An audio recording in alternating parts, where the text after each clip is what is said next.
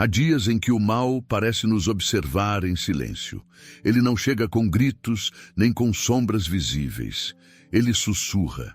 Ele se infiltra nas brechas da mente cansada, no cansaço da alma que orou tanto e ouviu pouco.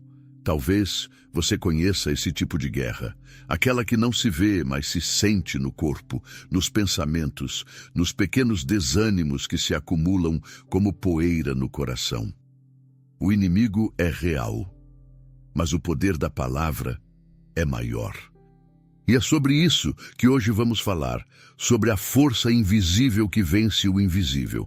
Efésios 6, 11-17 nos diz: revesti-vos de toda a armadura de Deus, para que possais estar firmes contra as ciladas do diabo. Essa passagem não é uma metáfora bonita, é um mapa espiritual. Ela descreve a estrutura invisível da proteção que o cristão precisa vestir todos os dias. Billy Graham costumava dizer: a Bíblia não é um livro morto, mas uma espada viva nas mãos de quem crê. E é justamente essa espada e a palavra que o inimigo teme. Charles Spurgeon acrescentava: a palavra de Deus é o leão, solte-o e ele se defenderá sozinho. A força não está em quem lê, mas em quem inspirou o texto. Muitos estão lutando com armas erradas, tentam enfrentar o mal com gritos, com raiva, com debates, tentam resistir com lógica, com disciplina, com esforço humano. Mas há um segredo que os guerreiros espirituais aprendem cedo. O mal não teme barulho, ele teme luz. E a luz da palavra é o que dissipa toda a escuridão. O inimigo sabe que se você conhecer a Escritura e aplicá-la, ele perde espaço. Por isso, o primeiro ataque do mal é sempre ao conhecimento da palavra. Ele não quer que você leia, não quer que você memorize, não quer que você declare, porque quando a palavra é lembrada, o inferno se cala. Há uma guerra acontecendo dentro de você, e talvez você nem perceba. Ataques invisíveis, mentais, emocionais, espirituais. Eles drenam energia, distorcem pensamentos, criam sensação de inutilidade, e é aí que muitos filhos e filhas de Deus se sentem impotentes. Sentem-se fracos, sentem-se perdidos. Mas a verdade é que Deus nunca esperou que você enfrentasse o mal com força própria. Ele te deu algo infinitamente maior: consciência espiritual, domínio da palavra e equilíbrio emocional. O mal não teme quem grita, ele teme quem discerne, ele teme quem conhece as Escrituras e as vive. A palavra é uma chave que não apenas abre portas, ela trava as que precisam permanecer fechadas. O cristão que vive pela palavra não é um sobrevivente, é um guardião do propósito.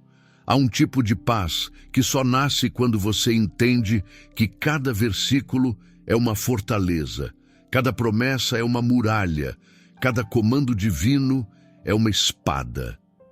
A neurociência nos ensina que o medo é uma resposta automática. Quando sentimos perigo, o corpo se prepara para lutar ou fugir. O coração acelera, o cérebro entra em alerta. Mas a palavra de Deus reprograma esse sistema. Quando você medita nas Escrituras, o cérebro interpreta as promessas como realidade segura. E onde há segurança, o medo não domina. A fé é mais do que uma crença. É uma reação fisiológica à verdade eterna.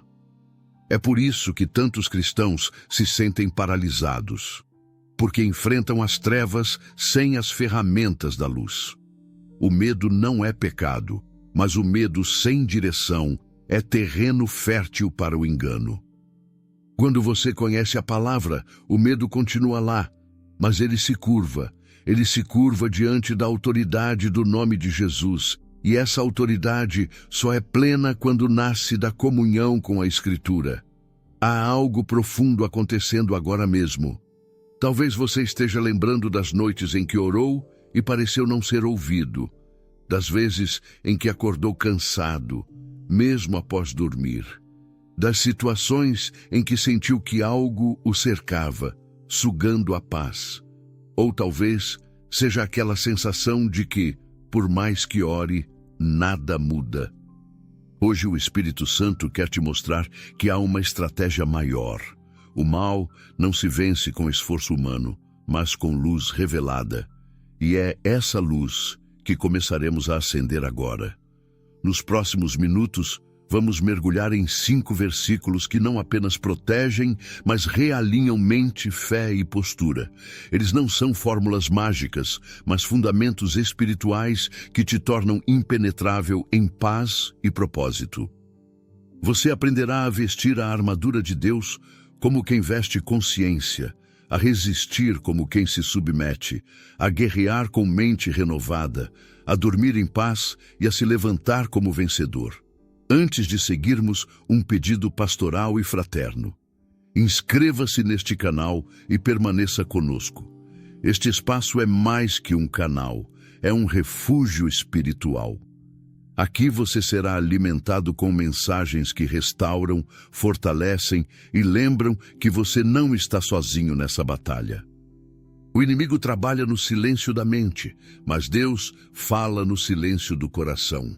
E se você permanecer conectado à palavra, sua vida se tornará o lugar onde o mal não tem domínio. Prepare-se. Respire fundo. A guerra invisível está sendo exposta. E à medida que cada versículo for revelado, algo em você será fortalecido. Hoje não é apenas mais uma mensagem, é um treinamento de alma. Porque o mal não resiste a uma mente firmada na palavra. Versículo 1, Efésios 6:11. Revesti-vos de toda a armadura de Deus. Há um tipo de cansaço que não vem do corpo, mas da alma. É o cansaço de quem luta sem perceber que está desarmado. Muitos filhos e filhas de Deus enfrentam o mal com coragem, mas sem cobertura. Oram, clamam, choram, mas esquecem que coragem sem armadura é exposição. O apóstolo Paulo, em Efésios 6:11, não fez um convite, mas uma ordem. Revesti-vos de toda a armadura de Deus. Isso significa que há um processo diário de preparação. Antes de sair de casa, antes de falar, antes de agir, o cristão consciente veste sua fé como quem se cobre de luz. O perigo é tentar lutar em nome próprio. Quando a autoconfiança substitui a dependência de Deus, o coração se torna vulnerável. A batalha espiritual não é vencida por personalidade forte, nem por conhecimento teológico, nem por experiência de vida. Ela é vencida pela presença de Deus habitando em nós. O inimigo não teme quem sabe muito, teme quem se rende completamente. Por isso, a primeira parte da armadura é o reconhecimento da própria fraqueza. Sem humildade, nenhuma proteção é eficaz. Há quem acredite que oração por si só é suficiente. Mas orar sem renovação de mente é como acender uma lanterna sem pilhas. A oração não é um escudo automático, é um ato de comunhão que precisa estar alinhado à consciência. Quando você ora, mas continua preso aos mesmos pensamentos, suas palavras sobem, mas o coração fica no mesmo lugar. A armadura de Deus começa no pensamento. É a mente rendida à verdade que dá força à oração. A neurociência revela algo fascinante. Quando o cérebro antecipa o medo, o sistema de ameaça é ativado.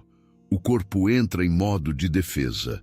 Mas quando a mente é treinada para reconhecer a presença de Deus, o mesmo cérebro começa a responder com serenidade. O sistema nervoso entende que não há perigo quando há fé consciente. Por isso, a oração deve ser também uma prática de reprogramação. Quando você diz, Senhor, hoje visto o capacete da salvação e o escudo da fé, e visualiza cada parte dessa armadura, seu corpo responde como se estivesse realmente protegido. A fé se torna tangível. Imagine um soldado se preparando para o campo de batalha. Ele não veste a armadura às pressas, nem esquece o elmo ou o escudo. Ele sabe que um detalhe esquecido pode custar-lhe a vida. Assim também é a jornada espiritual. Muitos entram no dia como quem vai à guerra de pijama. não discernem o ambiente, não percebem as setas invisíveis, não identificam as armadilhas sutis. A fé sem armadura é coragem sem cobertura, e coragem sem cobertura é o primeiro passo para o cansaço. Há dias em que o inimigo não ataca com gritos, mas com distrações. Pequenas irritações, memórias antigas, palavras ditas na hora errada. São dardos invisíveis que buscam brechas na mente desprotegida. Mas quando você está revestido da armadura, essas flechas perdem força. Elas até tocam, mas não penetram. A verdade o cobre, a justiça o protege, a fé o envolve e a salvação o guarda. Essa armadura não é simbólica, é espiritual e real. Talvez você já tenha sentido que o mal te ronda, que algo tenta te abater, mesmo sem razão aparente. Esse é o sinal de que sua alma está sensível, mas não tema. A armadura de Deus não é apenas defesa, é presença. Quando o Espírito Santo habita em você, cada parte da sua vida se torna território santo. O mal não toca o que pertence a Deus. Por isso, o revestir-se é mais que um gesto espiritual. É um ato de autoridade. Billy Graham dizia que Satanás não teme um cristão que fala de Jesus, mas treme diante de um cristão que vive como Jesus. A armadura é exatamente isso. Viver de forma que o inimigo não encontre brecha.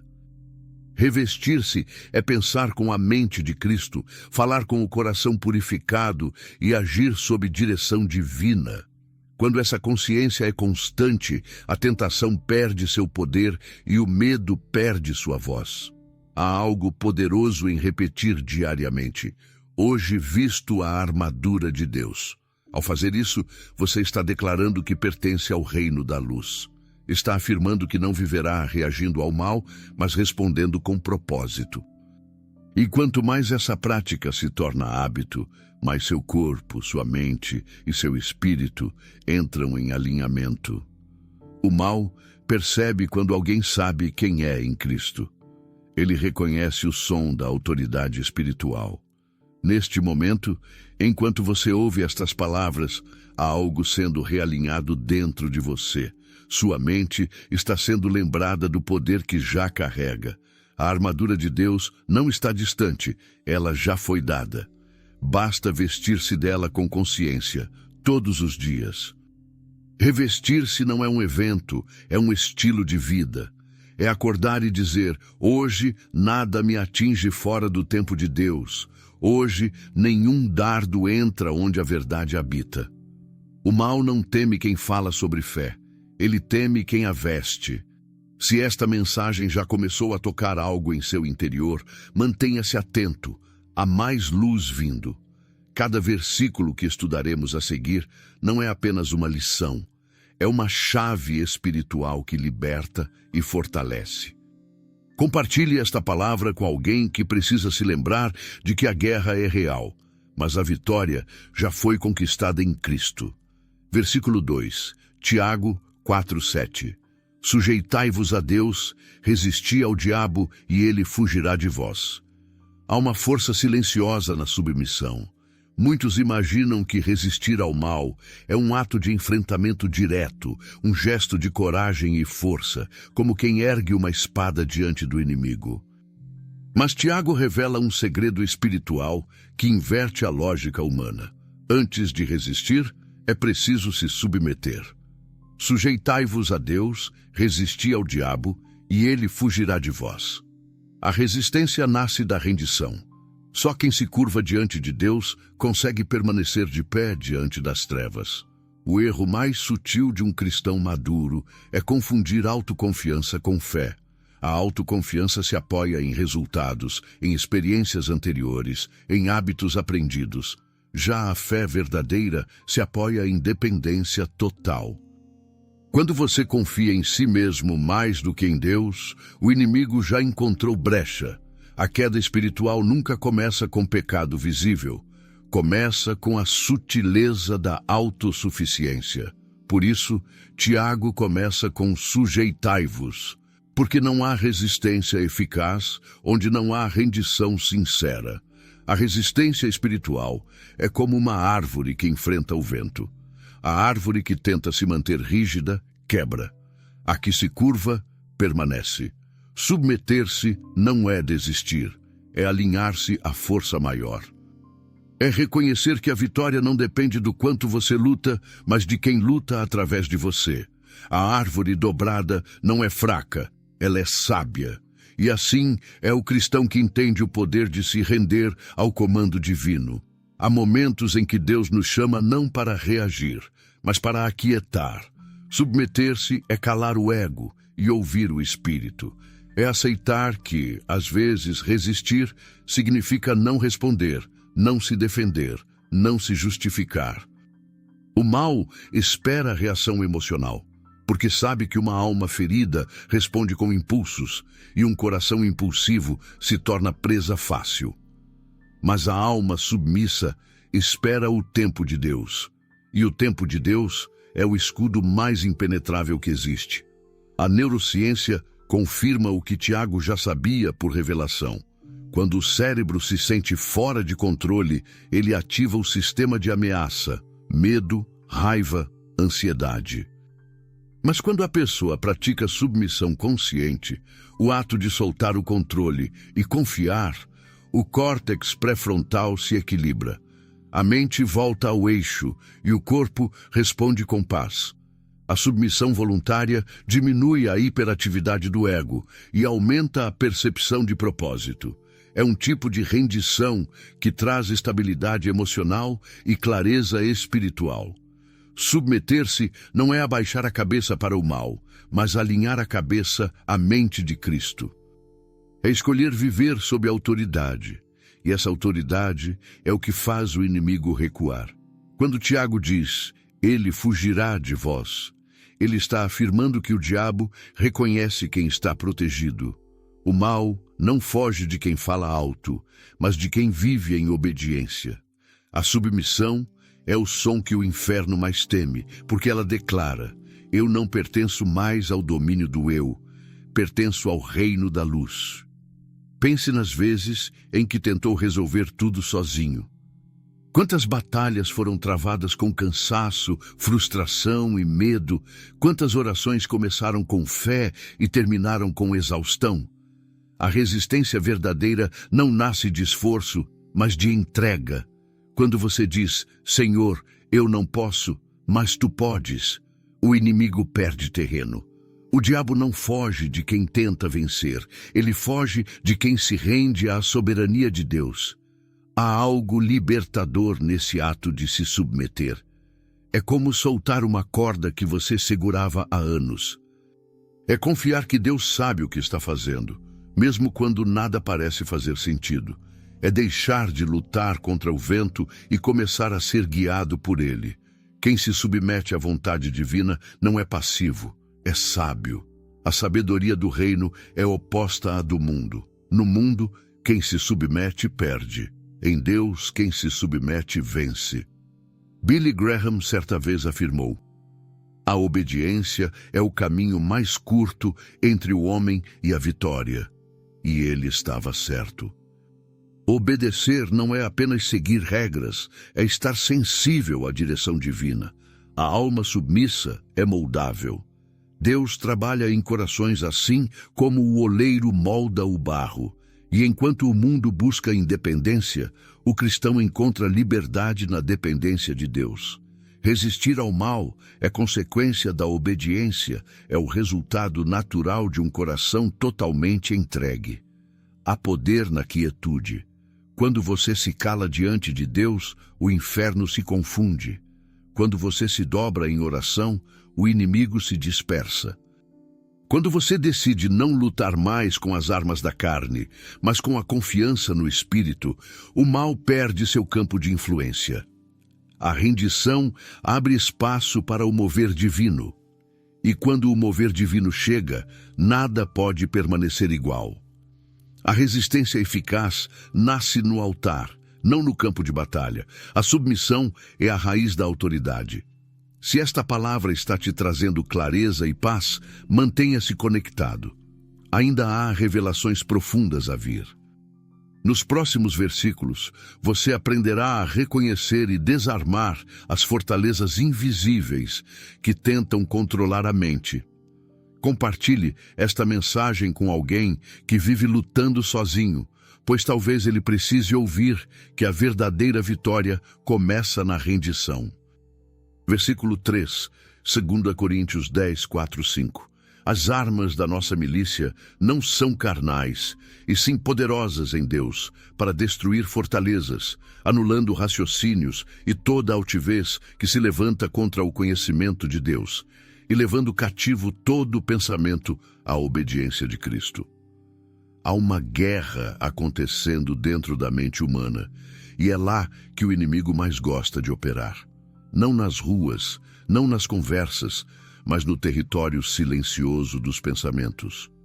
É ali que ele sussurra mentiras bem estruturadas, pequenas distorções da verdade, frases sutis que soam como razão, mas são enganos disfarçados. Paulo, em 2 Coríntios 10, revela que nossas armas não são carnais. Elas não são feitas de lógica, manipulação, nem força humana. São armas invisíveis, mas carregadas do poder de Deus, capazes de derrubar fortalezas mentais que aprisionam a alma. As fortalezas espirituais nem sempre se parecem com o que imaginamos. Elas não são muralhas de pedra, mas ideias repetidas por tempo demais. São pensamentos que tomam forma, ganham voz e acabam dominando emoções. Um cristão pode orar, jejuar e ainda assim viver preso dentro de uma fortaleza construída por pensamentos destrutivos. A mente é o campo onde o mal semeia mentiras, e a única maneira de destruir essas estruturas é com a verdade espiritual. Muitos tentam vencer pensamentos negativos com mais pensamentos, mas o resultado é cansaço. Porque o pensamento não vence o pensamento, a verdade vence. Quando você tenta vencer uma acusação com raciocínios, você entra no jogo do inimigo. Ele é mestre em argumentos. Mas quando você responde com a palavra, ele não tem mais chão. Por isso Paulo ensina, levando cativo todo pensamento à obediência de Cristo. Isso significa que toda ideia que não se curva à luz da palavra precisa ser identificada, confrontada e substituída. A autossabotagem espiritual nasce exatamente aqui, quando alguém acredita que não é digno, que não vai conseguir, que Deus se esqueceu. São frases pequenas, mas corrosivas. Cada vez que são repetidas, criam raízes, e essas raízes alimentam fortalezas. O inimigo não precisa gritar quando você mesmo já aprendeu a se acusar. É nesse ponto que o cristão precisa se lembrar do poder da confissão da verdade. A mente treinada na palavra se torna território seguro. A ciência tem descoberto o que a Bíblia já afirmava há séculos. Quando você muda o conteúdo dos pensamentos, o cérebro literalmente muda. A neuroplasticidade é a capacidade do cérebro de criar novas conexões, novos caminhos de pensamento. Quando você declara a verdade bíblica sobre si mesmo, novas rotas neurais são ativadas. Pensamentos santos constroem caminhos de paz. A palavra de Deus não é apenas inspiração, é reprogramação da mente. Cada vez que surge um pensamento acusador, é preciso identificá-lo e nomeá-lo como o que é, uma mentira. Depois, contrapor com uma promessa de Deus. E, por fim, declarar em voz firme: levo cativo este pensamento à obediência de Cristo. Isso não é ritual, é autoridade. É lembrar à própria mente quem governa. E quanto mais essa prática se torna natural, mais o Espírito Santo ganha espaço para agir nas regiões mentais antes dominadas pela ansiedade, pela culpa ou pelo medo. Louvor e adoração também são armas de reconfiguração espiritual. Assim como as trombetas derrubaram as muralhas de Jericó, o louvor derruba as muralhas da mente. Quando você louva, o foco sai da dor e se volta para a presença. O mal se alimenta de atenção. Quando você volta o olhar para Deus, ele enfraquece. Paulo e Silas, presos, cantaram, e as prisões se abriram. Louvar em meio à escuridão é afirmar: minha mente pertence à luz. Billy Graham dizia que o inimigo trabalha em pensamentos, mas Deus trabalha em verdades. Cada vez que você permite que a palavra entre no lugar de uma mentira, você empurra o inferno para fora da mente. As armas carnais não têm poder sobre as mentiras espirituais, mas a verdade dita, crida e vivida é dinamite divina. O diabo não teme quem ora mecanicamente, mas quem ora com a mente renovada. O campo de batalha é mental, mas a vitória é espiritual. Há momentos em que o silêncio se torna perigoso. Quando você não fala a verdade em voz alta, o pensamento contrário ecoa com mais força. A mente precisa ouvir o que o coração crê. É por isso que Jesus falava, declarava, citava as Escrituras. Ele respondia às tentações com palavras vivas. Ele não negociava com as mentiras, ele as anulava. E é esse mesmo modelo que ele nos deixou. O crente que aprende a falar a verdade vence o engano antes mesmo que ele floresça. Se há uma fortaleza dentro de você, talvez a culpa do passado, o medo do futuro, a dúvida sobre seu valor, lembre-se, nenhuma muralha mental é mais alta do que o nome de Cristo. Quando a mente se curva à verdade, o inferno se curva junto. A palavra é o martelo que quebra rochas, o fogo que purifica e a espada que divide o engano da verdade. As armas da nossa milícia não são carnais, e é por isso que são invencíveis. Ouça com atenção. A guerra invisível da mente é vencida pela voz da verdade. Se esta mensagem está trazendo luz aos seus pensamentos, permaneça conosco. Ainda há versículos que irão curar medos antigos, restaurar sua visão espiritual e relembrar que você é mais forte do que o que tenta te quebrar. A palavra não é teoria, é tratamento da alma. Versículo 4, Salmo 27, 1. O Senhor é a minha luz e a minha salvação. De quem terei medo? Há uma hora do dia em que a escuridão parece mais densa. Não é a da noite lá fora, mas a que se instala dentro. É aquele instante em que o coração desacelera, o silêncio se amplia e pensamentos que estavam adormecidos despertam. É nessa hora que o medo fala mais alto.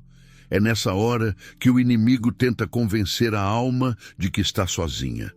Mas o salmista Davi, que conheceu desertos, traições e ameaças, aprendeu um segredo. O Senhor é a minha luz e a minha salvação. De quem terei medo? Ele descobriu que a presença de Deus não elimina a noite, mas faz a noite brilhar. O medo é uma emoção antiga, inscrita na carne e no sangue. Ele protege, alerta, preserva. Mas quando o medo se torna morada, transforma-se em prisão. Muitos cristãos vivem cercados por medos silenciosos. Medo de perder, medo de adoecer, medo de ser esquecido, medo de que a oração não seja respondida. Esses medos não gritam, mas sugam a paz. O corpo se contrai, a mente se inquieta e o espírito se cansa. É por isso que o Salmo não fala apenas de luz, fala também de salvação. A luz revela e a salvação liberta. Coragem não é ausência de medo, é percepção de presença. Davi não disse, eu não tenho medo, ele declarou, de quem terei medo? Há uma diferença profunda entre negar o medo e colocá-lo em perspectiva. O medo pode até entrar, mas não comanda quando Deus está no trono do coração. Quando o Senhor é a luz, o medo perde sua direção. O escuro continua o mesmo, mas os olhos mudam. E quando os olhos mudam, tudo muda. O cérebro humano reage às trevas com alerta. A falta de luz ativa o sistema límbico, sinalizando perigo. Por isso a escuridão, literal ou simbólica, desperta insegurança. Mas quando a pessoa visualiza uma fonte de luz, mesmo imaginada, o cérebro reduz a tensão, o corpo relaxa. o coração desacelera. A fé faz o mesmo.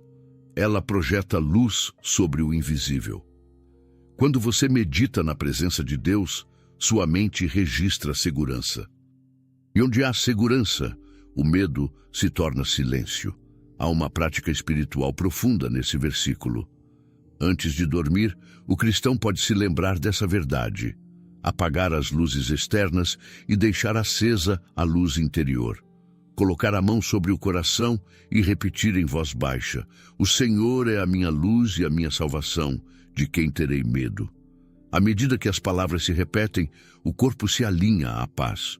A respiração muda, os ombros relaxam e a mente começa a se acalmar. É como se cada célula lembrasse: eu não estou só, há luz dentro de mim.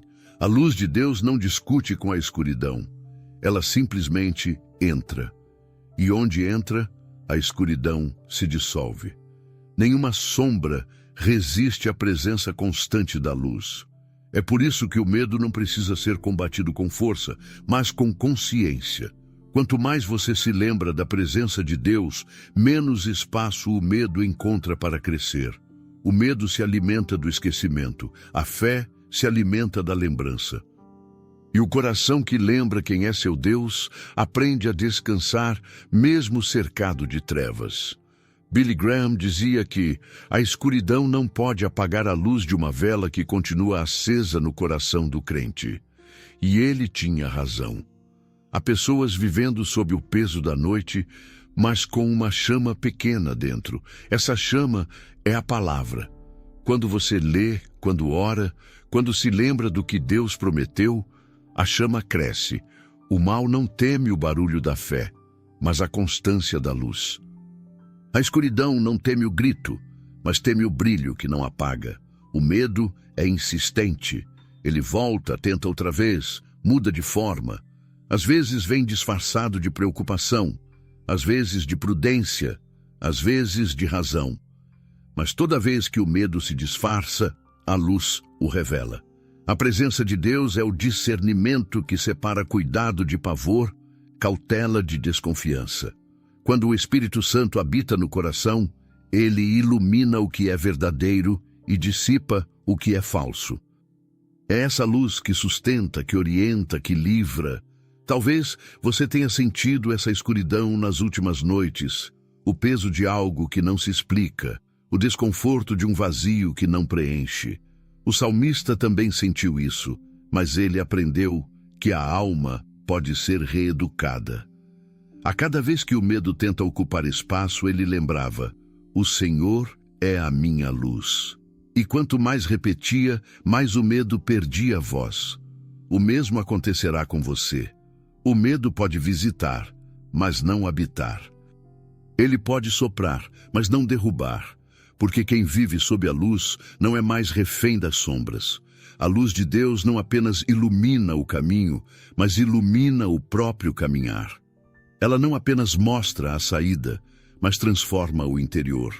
Quando essa luz entra, o coração se reorganiza, o caos se recolhe. A mente, antes confusa, se torna templo. E ali, no santuário silencioso da alma, o medo é expulso sem esforço, porque onde há luz, o mal não sobrevive. A luz que habita em você é mais forte do que qualquer escuridão ao redor. Continue conosco. Ainda há uma revelação final sobre a vitória que não depende das circunstâncias, mas do amor que não falha.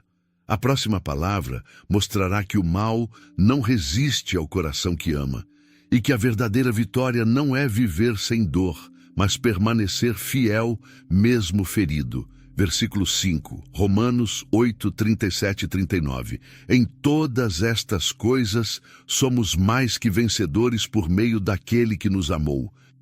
Porque estou certo de que nem a morte, nem a vida, nem os anjos, nem os principados, nem as potestades, nem o presente, nem o porvir, nem a altura, nem a profundidade, nem qualquer outra criatura poderá nos separar do amor de Deus que está em Cristo Jesus, nosso Senhor. Há uma frase que ecoa em todas as épocas da alma: eu perdi. Perde-se o controle, perde-se o rumo, perde-se alguém, perde-se a fé. Mas Paulo escreve algo que quebra o ciclo dessa derrota. Em todas estas coisas somos mais que vencedores. A vitória que ele descreve não é uma medalha de ouro nem um final sem dor. É uma vitória dentro da própria ferida. É vencer mesmo com o coração rasgado, mesmo com lágrimas nos olhos. É continuar crendo enquanto a vida ainda sangra. Ser mais que vencedor não é não cair. É cair e levantar sabendo que ainda se está nos braços do amor. A alma humana busca um tipo de vitória que se traduz em ausência de sofrimento. Queremos um caminho limpo, uma estrada reta, um desfecho previsível. Mas o reino de Deus tem outra matemática. Em Cristo, a vitória não se mede pela ausência de feridas, mas pela permanência do amor. O inimigo teme o cristão que não desiste mesmo ferido. Ele teme aquele que, mesmo no vale, continua orando, mesmo cansado, continua crendo, mesmo ferido, continua amando, porque esse tipo de fé é incorruptível. Muitos imaginam que ser vencedor é nunca ter medo, nunca chorar, nunca duvidar. Mas o Evangelho nos mostra o contrário. Jesus chorou, temeu, suou sangue e ainda assim venceu. A vitória de Cristo não veio do livramento da dor, mas da entrega total em meio à dor. Quando Paulo diz, por meio daquele que nos amou, ele está lembrando que a força da nossa vitória não está em nós, mas naquele que jamais desiste de nós. O amor de Deus não é um sentimento, é uma força ativa, contínua, que sustenta até quando você não sente mais nada. Há um segredo espiritual aqui. A dor não anula o amor, e o amor não ignora a dor. Eles coexistem no mistério da graça.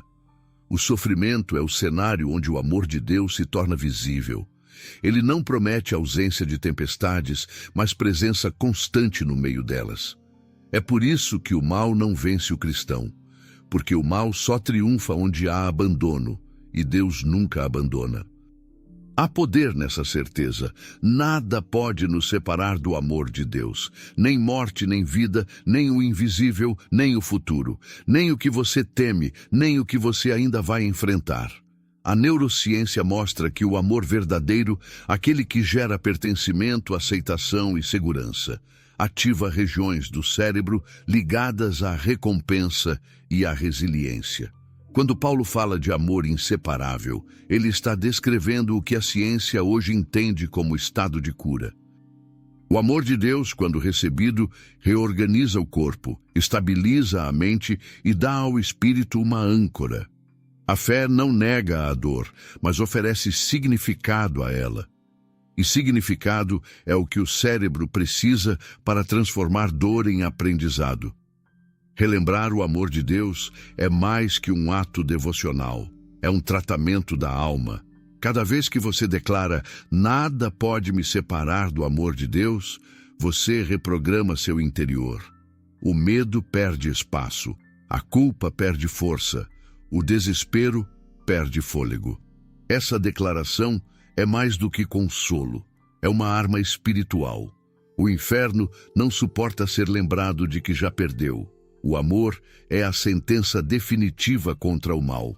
Ele não se discute, não se revoga, não se destrói. Paulo fala de alturas e profundidades, de poderes e tempos. Ele descreve a amplitude da criação para afirmar que em nenhuma direção há separação possível. Isso significa que nem o passado pode desfazer o amor que o alcançou. Nem o futuro pode impedir o amor que o espera. O cristão pode cair, pode falhar, pode duvidar, mas não pode ser separado, porque o amor de Deus não depende do desempenho humano, mas da promessa divina. É aliança eterna. Billy Graham costumava dizer, o amor de Deus é o poder mais resistente do universo. E ele sabia o que dizia. Em décadas de pregação, ele viu multidões chorarem ao perceberem que nunca foram realmente esquecidas. Esse é o coração do Evangelho. Não há distância longa demais, nem culpa profunda demais, nem pecado grande demais que consiga quebrar o laço entre Deus e o homem que se rende. Esse amor não apenas perdoa, ele transforma, restaura, reconstrói. A verdadeira vitória, portanto, não é o fim da dor, mas o início de uma compreensão nova.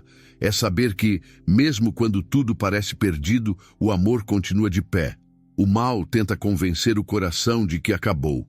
O amor responde: ainda estou aqui. E essa presença muda tudo. Ela acalma o caos, reorganiza o sentido e devolve ao coração a coragem de existir. A cruz não foi o fim. Foi o maior ato de vitória na história, porque o amor não fugiu da dor, passou por ela e venceu. Quando Paulo termina dizendo que nada pode nos separar do amor de Deus, ele não está sendo poético, ele está sendo factual. Essa é uma verdade absoluta. O mal se alimenta do medo, mas morre de fome diante da fé. A fé nasce do amor, e o amor vem da palavra. Por isso, conhecer esse versículo é mais do que recitá-lo, é vivê-lo até que cada célula do seu ser creia nele. Em Cristo, você não é apenas um sobrevivente, é um testemunho vivo de que o amor vence sempre. A vitória que vem do amor não é visível aos olhos humanos, mas perceptível à alma. Continue conosco até o final. A próxima parte revelará a síntese de tudo o que aprendemos. O mal não resiste a uma mente e a um coração firmados na palavra. Você verá como cada versículo se une ao outro, formando a armadura completa de quem vive e vence na presença de Deus. O mal não resiste à mente e ao coração firmados na palavra. Chegamos ao ponto onde tudo se encontra. A mente, o coração e o espírito se unem num mesmo propósito: permanecer inabaláveis em Deus. Depois de andar por cada versículo, de vestir a armadura, de aprender a se submeter, de purificar os pensamentos, de iluminar a alma e de descobrir o amor que vence tudo, percebemos uma verdade que está além das palavras. O mal não resiste a uma mente e a um coração firmados na palavra. Ele até tenta, mas não consegue permanecer onde há luz e consciência. O mal precisa de esquecimento para existir, e quem medita na Escritura vive desperto demais para ser enganado. Efésios 6,17 diz: tomai o capacete da salvação e a espada do Espírito, que é a palavra de Deus. Paulo não descreve apenas um instrumento de defesa, mas de ação. A espada corta, separa, revela. Ela não fere o corpo, mas as mentiras. E o capacete protege a mente contra o ataque da dúvida. Quando o cristão entende que a salvação não é apenas o que o aguarda, mas o que já o cobre, ele caminha com passos firmes, mesmo em terreno incerto. A mente salva é uma mente livre. O coração alimentado pela palavra é um coração invulnerável. Billy Graham costumava dizer que Satanás não teme a religião, mas treme diante da palavra proclamada com fé. Isso significa que o poder não está apenas em citar, mas em crer. Não basta repetir versículos. É preciso vivê-los até que se tornem respiração. Quando a Bíblia deixa de ser texto e se torna carne em nós, o mal perde todo o domínio. O inimigo pode até tentar nos cercar, mas não consegue entrar onde a palavra habita. A.W. Tozer, com sabedoria profética, disse certa vez: o diabo ri de nossas estratégias, mas treme quando um santo se ajoelha. E ele tinha razão. As estratégias humanas falham porque nascem do cálculo. Mas a oração, nascida da entrega, atravessa muros invisíveis. Quando o coração se ajoelha, o céu se inclina. O mal não teme força, teme comunhão. O que sustenta o guerreiro espiritual não é o poder de reação, mas o poder de rendição. O mundo tenta ensinar o cristão a lutar com armas humanas: lógica, manipulação, controle. Mas o Espírito ensina a lutar com sabedoria, paz e discernimento. Cada versículo estudado é uma camada dessa armadura invisível. Cada promessa lembrada é uma centelha que reacende a fé. E à medida que a mente se alinha à verdade, o coração se torna território impenetrável. O mal perde não quando é destruído, mas quando é ignorado pela consciência iluminada. Há uma beleza profunda em perceber que a vitória espiritual não é barulhenta. Ela acontece no silêncio das escolhas, no momento em que você decide não se entregar ao desespero, não acreditar na mentira, não reagir ao caos com raiva. A vitória se manifesta quando o coração ferido escolhe permanecer terno, quando a mente cansada ainda escolhe confiar. É nesse ponto que o mal se desarma, porque ele não sabe lidar com o amor que não desiste. O chamado de Deus é para uma fé viva e prática. Memorizar a palavra é um ato de sobrevivência espiritual. Quando o Espírito Santo traz à lembrança um versículo no momento da aflição, é como se o céu sussurrasse ao coração: eu estou aqui. É por isso que devemos guardar a Escritura no coração, não como ritual, mas como ancoragem. Um versículo por semana pode se tornar um escudo permanente. Uma promessa decorada pode se transformar em abrigo no dia da angústia. Escreva a palavra, leia-a, fale-a, mas, acima de tudo, viva-a. Carregue-a como quem carrega uma tocha. Quando a mente duvidar, leia novamente. Quando o medo retornar, lembre-se. Quando a dor apertar, declare. Porque a palavra é viva, e onde há vida, o mal não pode permanecer. A espada do Espírito não é uma arma de destruição, mas de libertação. Ela corta o que oprime e abre caminho para o que é eterno. O mal se alimenta do medo, mas morre de fome diante da fé ativa. E essa fé nasce da palavra que vive em você. Não há poder maior do que o da mente renovada pela verdade e do coração guardado pela graça. O mundo muda, o tempo passa, mas a palavra permanece, e aquele que permanece nela jamais será vencido. É tempo de lembrar que não estamos sozinhos nessa batalha. Há uma legião de intercessores, de corações firmes, de vozes orando nas madrugadas. Somos um exército silencioso, sustentado pela fé e armado pela esperança. O Senhor está chamando o seu povo de volta ao lugar de autoridade espiritual. Não para gritar, mas para discernir. Não para reagir, mas para declarar. Não para correr, mas para permanecer. Porque quem está firmado na palavra não precisa temer o mal. O mal é que o teme. Oração. Senhor, Deus Todo-Poderoso, fonte de luz e verdade. Hoje nos curvamos diante de Ti, reconhecendo que não há força em nós mesmos. Confessamos que muitas vezes lutamos com armas erradas, tentando vencer na carne o que só pode ser vencido no Espírito. Mas Tua palavra nos ensinou novamente o caminho. Tu és a nossa luz, a nossa salvação, a nossa fortaleza. Envolve-nos com Tua armadura, Senhor. Que o capacete da salvação proteja nossa mente, que o escudo da fé apague cada dardo inflamado do inimigo, que o cinturão da verdade nos mantenha firmes e que a espada do Espírito, a Tua palavra viva, esteja sempre pronta em nossos lábios e em nossos corações. Pai, livra-nos da autossuficiência. Ensina-nos a nos submeter à Tua vontade, a resistir não com força, mas com rendição. Restaura nossa mente, purifica nossos pensamentos e destrói toda fortaleza que ainda nos aprisiona. Que cada pensamento rebelde seja levado cativo à obediência de Cristo. Senhor, acende novamente Tua luz em nossas almas.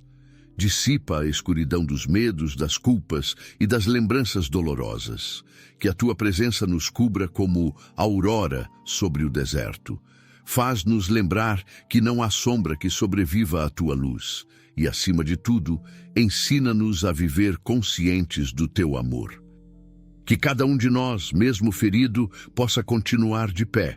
Que sejamos mais que vencedores, não por força, não por mérito, mas porque fomos amados por Ti. Que o teu amor seja o chão que pisamos e o abrigo onde descansamos.